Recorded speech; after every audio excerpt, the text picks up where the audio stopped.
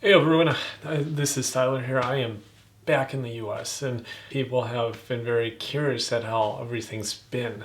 Firstly, everything has been going fantastic. Today I want to discuss with everyone what it was like flying back to the US, what to be aware of if you will be flying in the near future, how different it is post-COVID compared to pre-COVID. I was ready for some of the differences, other aspects I was not quite ready for. I'll explain briefly some areas that you should be aware of and prepare for if you are indeed flying. I would also recommend people, if they don't need to fly, to avoid it. If they can drive somewhere, to drive. If they can do anything remotely, try to do it remotely, because it is not as comfortable post-COVID. As we all know here, like with September 11th, there were a lot of things that changed with flying after those attacks happened, and many of these changes remain permanent. It's in the same way that some of the post-COVID changes with TSA and other international flight bodies could become permanent. These are unfortunately things that may persist in 5 or 10 years down the road. Okay, so firstly, I first flew from Tallinn, Estonia, to Germany, to Washington, D.C., and then to Florida. So I had 3 flights. The first flight and the third flight were relatively short. And then the second flight, from the transatlantic flight from Germany to Washington, D.C. was the longest. It was about 9.5 hours. So it's a transatlantic flight. So long flight, and it was definitely the most unpleasant flight I've ever had in my life. And I'll briefly explain a bit further. So be aware that if you're doing any kind of international flights right now, you'll need a PCR test. The PCR test in some countries, not all countries, is very painful. I was not aware of just how painful it is. And I would just urge people, maybe don't look too much into the research here. I would just wait until you get to the place. It'll take like 15 or 20 seconds, the whole process of the PCR itself. What they actually do though, in many countries still, is they kind of stick these, they're like needle objects, not needle objects, but they're like swabs basically, into your nose. And they go very deep into your nose. Before this happened, I thought it was maybe just like only on the front part, like the front inside part of the nose. I didn't know it actually goes really far in, and it is painful if you've never experienced it, and it's something that you definitely want to be aware of. So I would also urge people, don't eat that much, at least a few hours before, because as people may hear and know often, if you're about to experience a lot of pain, often eating can actually cause you to feel worse, even maybe the urge to throw up or something. So I would avoid eating as much as possible. Funny fact here is I actually had drank like a beer like a few hours before, so this actually kind of helped. I could still kind of feel the effects of the alcohol here. This PCR test, another big disclaimer is that you have to fly within 72 hours in most countries of doing it. So if you fly 84 hours after, you can't fly often. It's that first departure flight that you have. And so this whole timeline is very tricky. When I originally was supposed to fly, it was like on a Tuesday. I had the test done on a Monday, and I wasn't sure if I would get the results back. So what happened was that late on Monday night, I actually changed the flight over to Thursday. I didn't need to. I ended up getting the results like in the early morning hours, but it gave me more time for prepping when I was supposed to leave Estonia.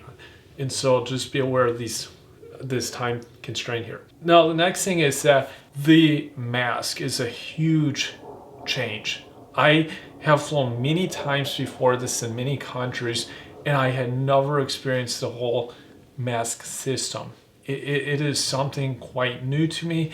As many of you don't like wearing the mask, it's very uncomfortable for me, very unpleasant, but it's the reality of flying right now. And it's for this reason also, I would urge someone, if you're flying short flights, it's fine. It's not a big deal. Also, when you're like eating, drinking on the flight, you can often continue eating and drinking and carry on like this, and you can have the mask down or even completely taken off. Like if you're on a 2-hour flight, just prolong the eating or snack period as long as possible, because you might be able to get like an hour from this. So maybe you only have to wear half the time. This is something to know.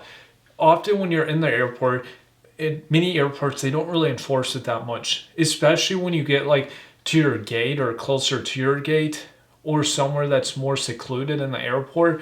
In some of those places, you could totally remove the mask. When I was in Washington, D.C. at Dulles Airport, I found a kind of area because I had a layover that was actually overnight, and I found an area where I just slept a little, and I totally removed the mask. No one said anything.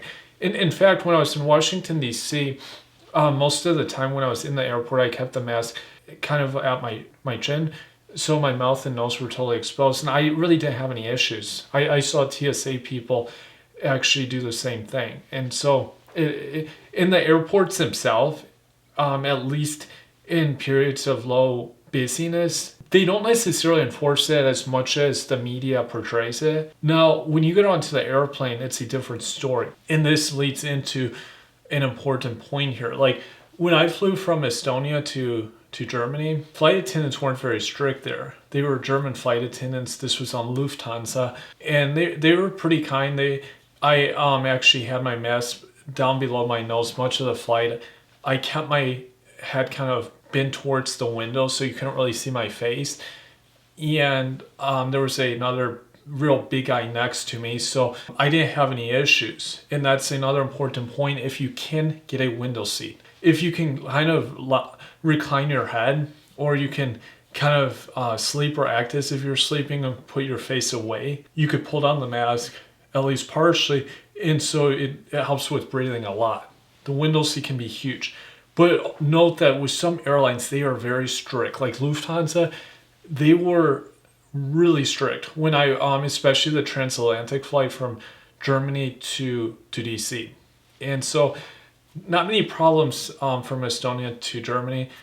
When I got on that flight though, I had like a 4-hour layover in Germany, in Frankfurt. I got on the flight and there was one airline attendant and she was terrible, honestly. When you get onto these flights often, what they'll do is they'll actually look at the map. You can't just have it up to below your nose. You actually have to have it over your nose. In that, people who aren't used to the mask, this can be quite a difference, because you can still breathe out of your nose pretty well when you have the mask down below your nose.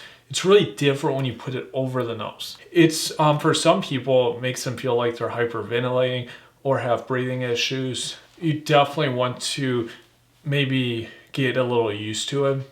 So when I got on the flight, this flight attendant was just all over me. It was right initially when I was getting boarded or seated on the plane within the first 10 minutes. And then it was like 30 minutes later, I like had my head to the window.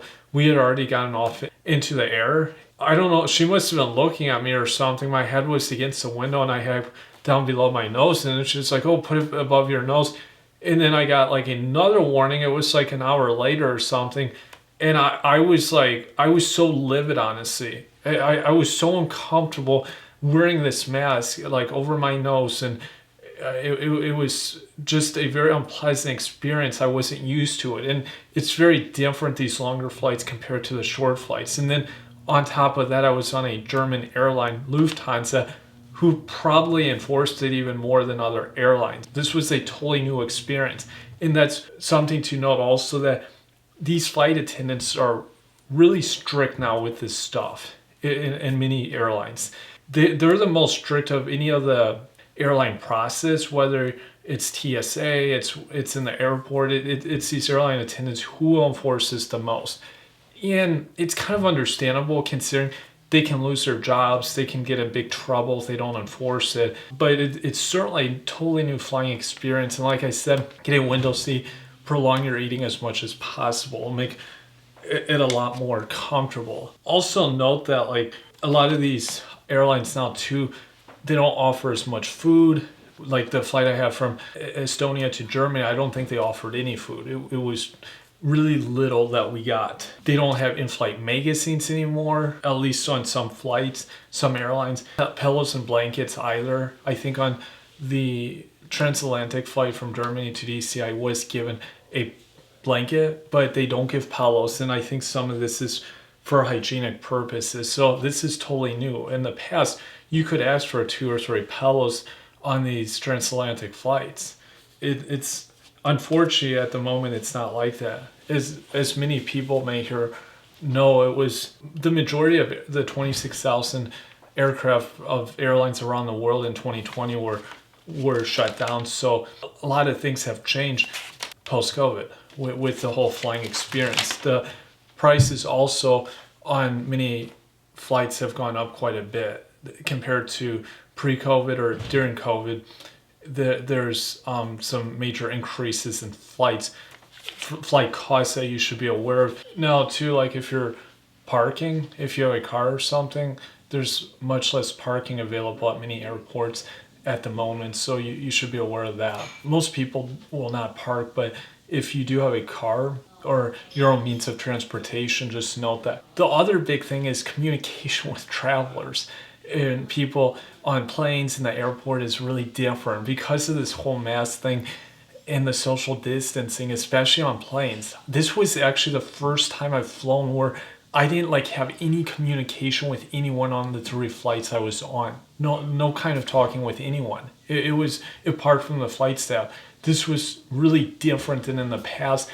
And it's unfortunate because that was actually a really positive experience. Any guys that have flown before, I mean, I've been all over the US, South America, Europe, and I've always had very dynamic conversations with other passengers. It's different now, and it's the same with most of the other people on the plane. And for this reason, the planes are a lot quieter now. You don't hear nearly as much talking, and there's less children and babies. That's one positive aspect. You're not going to hear a lot of crying either because many less young people and kids are flying due to the factors I just laid out.